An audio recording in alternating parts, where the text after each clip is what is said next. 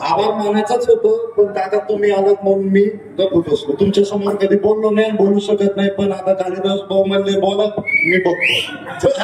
तुम्ही माझ्यावर पीक फाडत होता, मी आज तुमच्यावर पाहतो. आज या गेवराई नगर परिषदच्या निवडणुकीसाठी आज हे विचार मंचावर जेवढे सगळे मान्यवर उपस्थित आहेत, ते आज आपल्यासाठी आपली लढाई लढण्यासाठी इथं उपस्थित आहेत.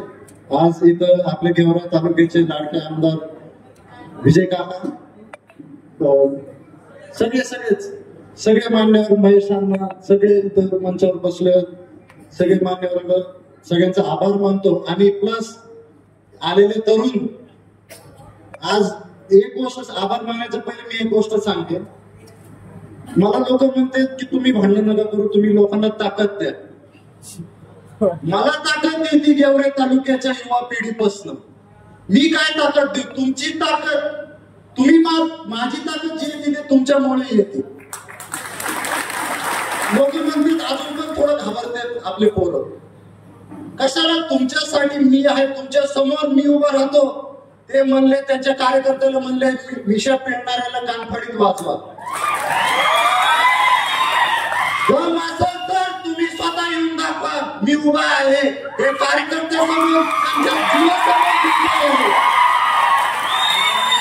कार्यकर्त्याला अंगावर नका घालू, तुम्ही स्वतः येऊन दाखवा.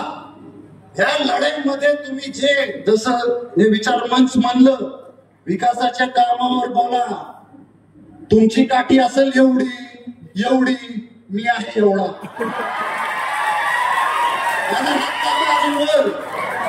तुमची काठी पोचूस तर माझा हात तुमच्यापर्यंत पोचेल.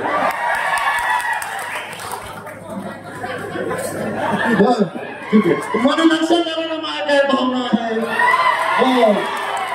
हीच भावना घेऊन तुम्ही पुढे चला. आणि ह्या भावना तुम्ही मला व्यक्त केली, याचा मी आभार मानतो. ह्या विचार मंचावर सगळे उपस्थित लोकांच्या वतीने मी तुमचं मनसे आभार मानतो. आणि या कार्यक्रमाला आज अशा रूपाने यश आलं, तुमच्या सगळ्यांचे मी आभार मानतो आणि माझं भाषण थांबतो. जय हिंद, जय महाराष्ट्र, जय राष्ट्र.